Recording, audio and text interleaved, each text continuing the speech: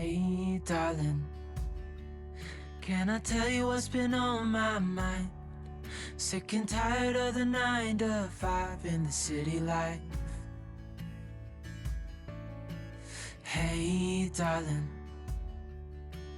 we could get out of town, see the beautiful world around, wanna see it now. Pack our bags and get in that car. Leave a little note and we'll drive real far. Let's get out, we can leave this city. Let's drive to the open air. Yeah, the countryside is so pretty, with the wind blowing in your hair. We can look back someday. Baby, don't you understand that we only get one life? I wanna make it count, honey. Come on now and take Hey my guys, hand. so I just pulled a ton of motherwort out of my Hey, garden where it darling. wasn't supposed to be, and I didn't want to waste it. So I thought I'm kind of running low on a tincture. So I'm going to show you guys how to do a folk method tincture using motherwort and give you a few benefits of the medicinal plant as well, but not going to go totally into detail with it because I am going to do a whole video just on the benefits and the medicinal properties of this beautiful plant. So stay tuned for that. But I wanted to show you up close what this plant looks like. So if you can see the stem, it is a square stem. And then you have leaves coming out on this side and on that side, alternate of each other.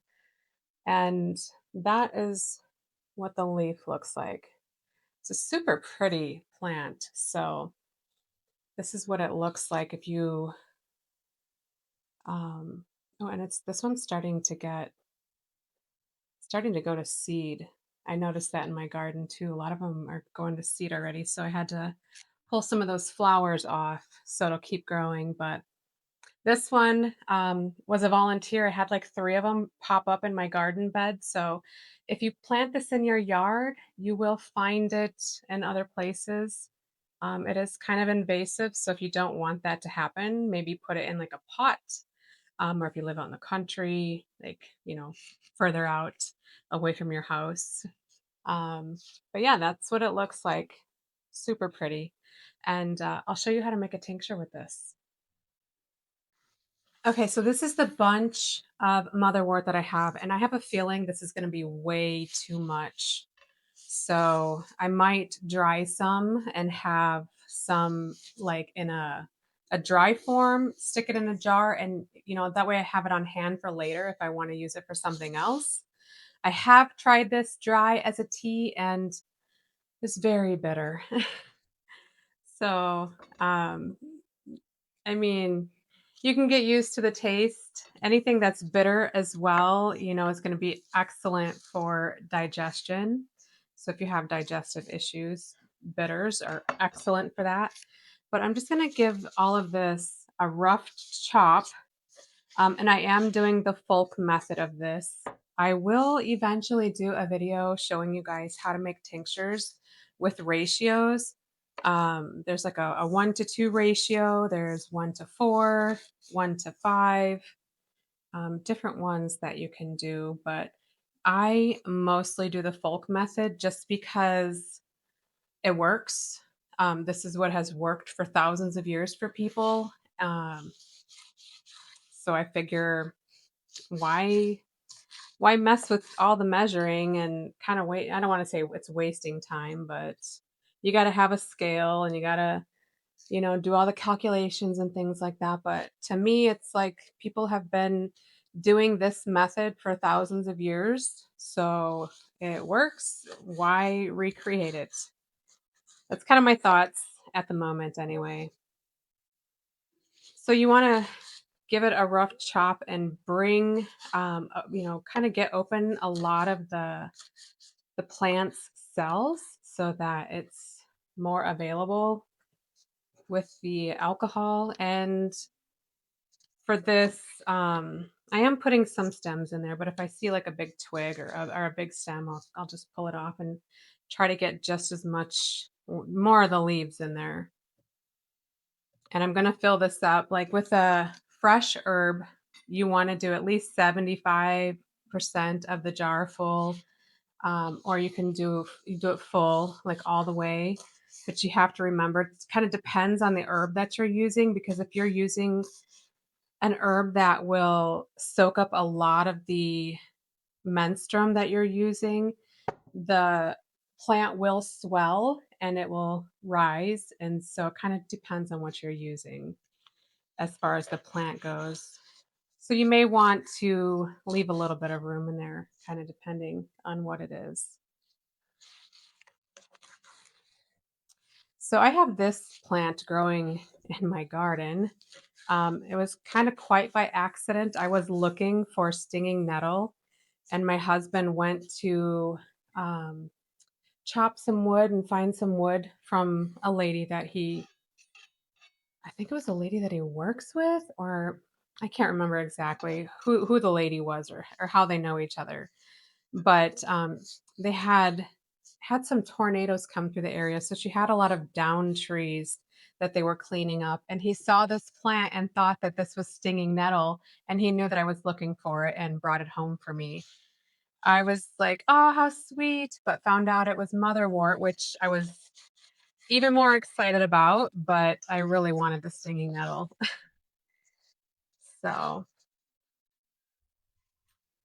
I'm just breaking open some of these. You can use a knife, or you can use pretty much anything, like whatever's easier for you. I'm just kind of chopping this up with a knife, and I will press this down.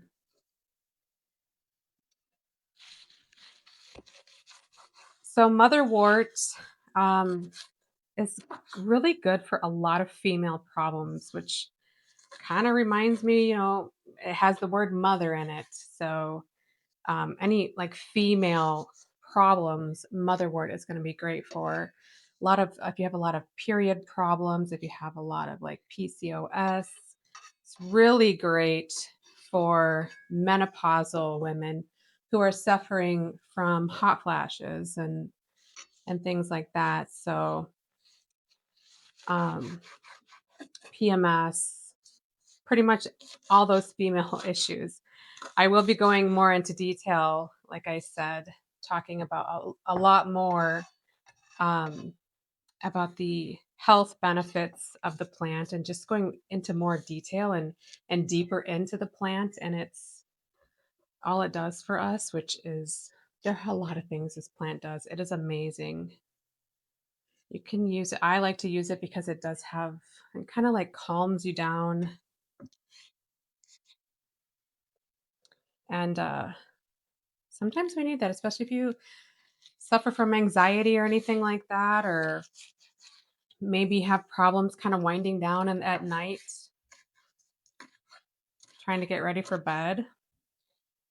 I drink a tea every night. I kind of like switch off my teas and kind of rotate them and try different mixes with things. Like one time I tried skullcap with catmint, or catnip, actually. That worked very well. I'm very impressed with the catnip, how well it works for helping me just kind of wind down at night and get tired. Last night I did lemon balm. That really worked for me. Lemon balm is awesome for helping have, like, just a calming, relaxing effect. So, and I actually just recently made a video on lemon balm, doing a tincture for it, and we'll be doing another video talking about the health benefits of lemon balm too. So either look for that if I have it up already, or stay tuned for it, because it will be coming if it's not out at the time that you're watching this. So I think I'm just going to do just a tiny bit more. You can, like I said, put the stems in there, but if they're super big, I don't want them taking up so much space, because some of these stems are honking huge. I'd rather have the leaves in there. So I'm just going to try to get as much of the leaves as I can. Put it in a sterile jar. So if I press down, it's probably about 75% full. You want to leave some room in there. And then I have 80% alcohol. I typically use 100%, but this was on sale. It was only like $8.99. So I grabbed a couple and took advantage of the sale. And then you want to fill it all the way up to the top because sometimes those plants, once they start to swell up, they'll come up, and you don't want any plant matter above the alcohol because it will start to oxidize and go rancid, and it could ruin your tincture. So, and you can let it sit for a few minutes. I do see some bubbles coming up, but I always check my tincture maybe like hour after I make it, because sometimes, like I said, you'll see the plant has come up above the alcohol. You might need to add a little bit more if possible.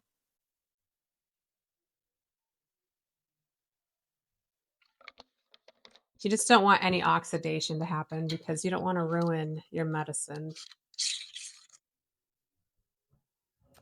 And then I have a label on it. I put Motherwort, that I got it out of my yard, the date, and that I used 80% alcohol for this. So the first couple of weeks, you're going to want to give it a shake every now and then, check on it. And then I'm going to stick this in my closet that I have dedicated just for tinctures, and leave it in there. I recommend leaving tinctures in for 6 to 8 weeks at least, but I leave mine in longer.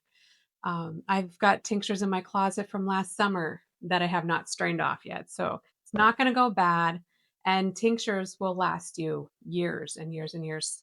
Some herbalists I've heard say 10 years, some say 20. I've even heard indefinitely. So just know that it's going to last a long time.